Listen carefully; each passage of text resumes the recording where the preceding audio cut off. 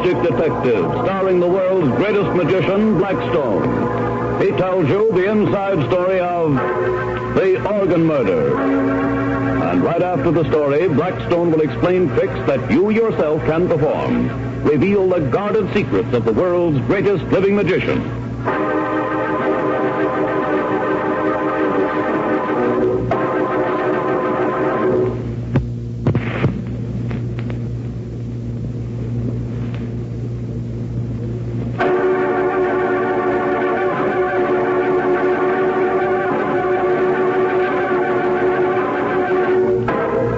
And now, stand by for Blackstone, the Magic Detective. Well, what do you think of my newest acquisition, that pipe organ over there? Why, it's beautiful.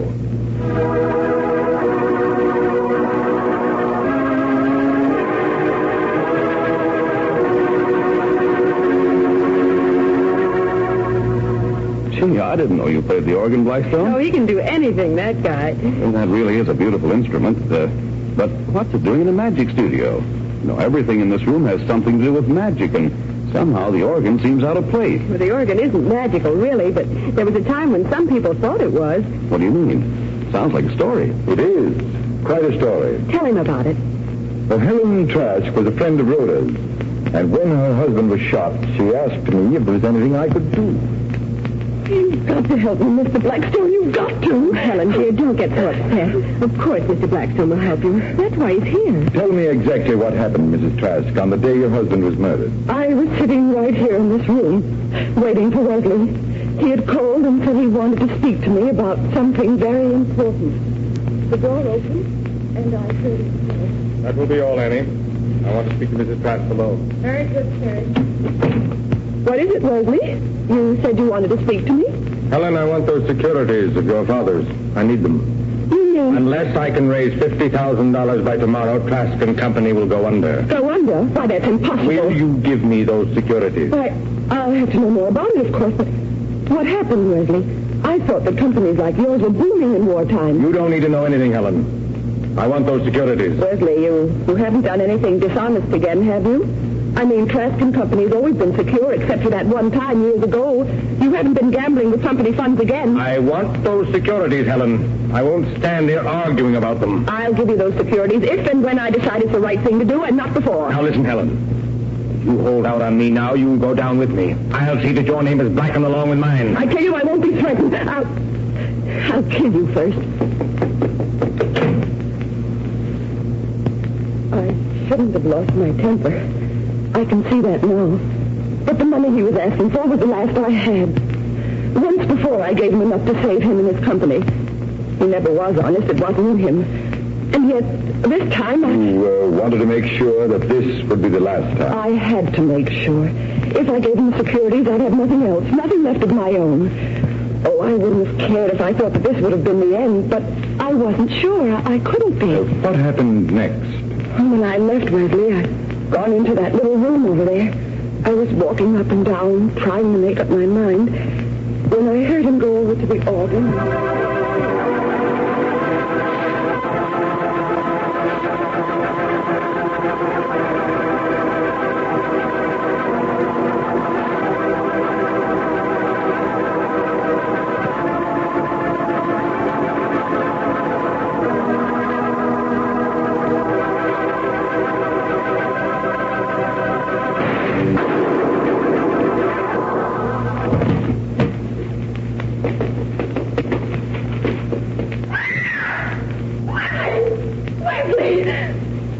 You shot him. Annie, call a doctor immediately. You don't need no doctor. He's dead. Oh, no. No. You shot him. No, you're wrong, Annie. He committed suicide. That's it, suicide. Who said I won't be threatened? I'll kill you first. And you done it. No.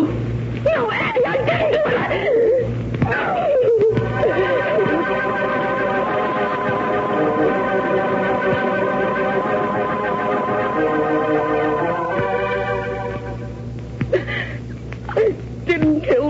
Mr. Blackstone, I swear it. But the police, Did they think that you did it? I don't know what they think, really. They've asked me not to leave the house. May I look around this room, Mrs. Trask? Why, certainly, Mr. Blackstone. Had your husband ever contemplated suicide that you know of, Mrs. Trask? Why, no, never. He wasn't the type of person who would do that. He had a fear of pain of any kind that amounted almost to a phobia. I can remember once years ago when he cut his finger. It was just a little cut, really, but from the way he carried on, you'd think he'd cut his hand off. Then suicide is out. Enemies? Well, I don't know. He must have, though. He always was a very definite sort of person. But as I told you, he wasn't always too honest in his business dealings. May I talk with Annie, the maid, for a few minutes? Certainly, I'll get her. Blackstone, you don't think she did it, do you? Annie? No, Helen Trask. She couldn't have, Blackstone. I know it just as well as I know my name is Rhoda Brent. You sent for me, sir? Yes, Annie. You discovered the body, didn't you? Well, in a manner of speaking, yes. I was the first person to see him dead. Except Mrs. Trask, of course. You seem pretty sure that Mrs. Trask killed her husband. Why? There wasn't nobody else who could have done it.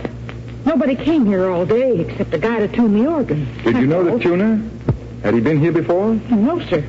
The regular man was sick, he said, so this guy came instead. But he left at least an hour before Mr. Trask came home. I see. Well, thank you very much, Annie. Very welcome, I'm sure. If there's anything more I can do to... No, nothing, thank you. Oh, why don't the police do something? She shot that man. She shot him in cold blood while he was sitting playing on that organ. She just came up and shot the poor man. Well, goodbye, sir. Oh, Mrs. Trask is a charming woman, Rhoda, but her maid doesn't think so. She seems to think she's a first cousin to Borgia. Well, what are you going to do now? I'm going to check up on the organ.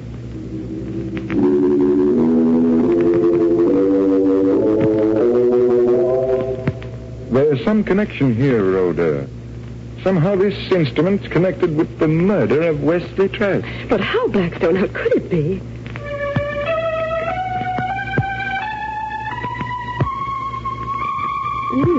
Maybe the organ tuner was in here yesterday, but he certainly didn't do a good job. That note is flatter than a flounder. I have it. Rhoda, I know who killed Trask, and I know how it was done. Call the police and have them arrest...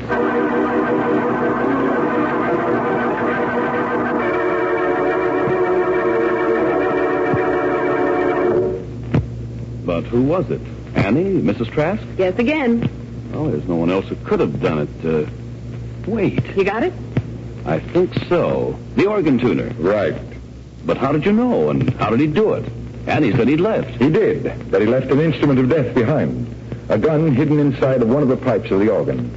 And when that particular note was played... The vibration set off the hair trigger. The police traced the phony piano tuner and discovered that he was a man that Trask had ruined in some crooked business deal. He knew Trask and knew that he played the organ a good deal, and that it'd be only a question of time before he hit the right note. But didn't he run the risk of killing Mrs. Trask instead of the man he was out gunning for? Well, as Rhoda said, he knew Trask, and he also knew that Mrs. Trask was not musical. But what did Annie, the maid, have against Mrs. Trask? Annie, it seems, was the girlfriend of our villain. Well, Blackstone, so you solved another crime, but this one not with magic. On the contrary. You mean that magic did enter into it?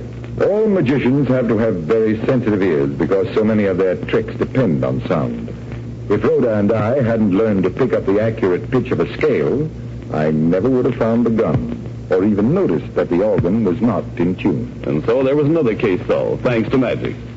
Well, Blackstone, have you a trick for us today? And now let me see. Do that new one you were starting to tell me about this morning. Oh, all right. What's this trick based on, Blackstone? Vibrations. Just as the gun that shot Trask was motivated by vibrations. Well, that sounds like real magic. Oh, it is. Rhoda, hand me that bottle of beverage. Okay. Thank you. And that glass. That's right. Now pour me a drink, will you? Now, I will take this ordinary table fork. Watch closely, you two. When I pluck the prongs of the fork, then I place my fingers above the glass and draw the vibration right from it. The fork. And here's a glass. Why, the sound is coming right from the glass. And now the sound will come right from the bottle. Say, that sound certainly is coming from the bottle. You're drawing it out with your fingertips. That's right. Oh, here, let me try it, Blackstone. It looks easy enough. It is easy. When you know how, go ahead. I pluck the prongs of the fork like this. Now hold your fingertips over the glass. There. Nothing happened. I don't get any vibrations at all. Perhaps you're just not in tune. Why don't you try it? Well, I'd like to. Give me the fork, Rhoda. Here it is.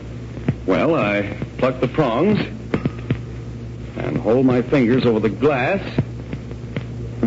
Doesn't work for me either. Well, let me try it again, huh? Go right ahead. We'll be back in a minute to help you improve your vibration.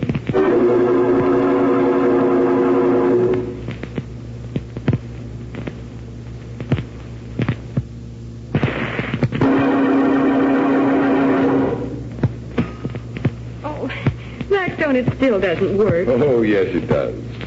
Just let me have that fork, Rhoda. Now,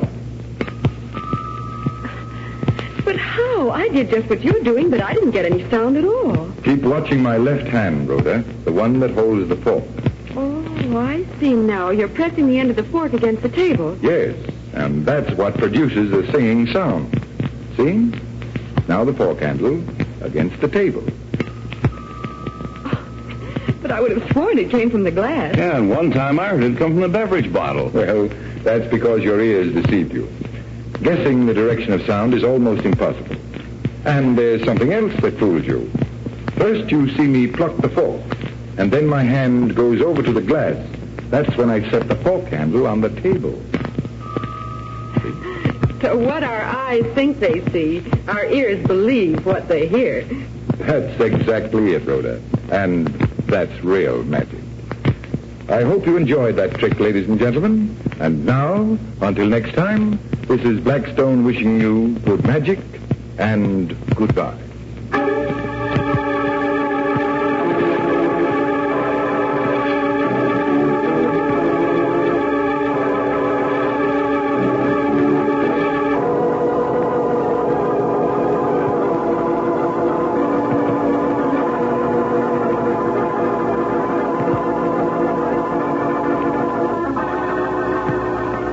Be with us next time when the world's greatest living magician, Blackstone, tells us the story of The Ghost That Wasn't, and explains more tricks that you yourself can perform. Listen in again to Blackstone, the world's greatest living magician.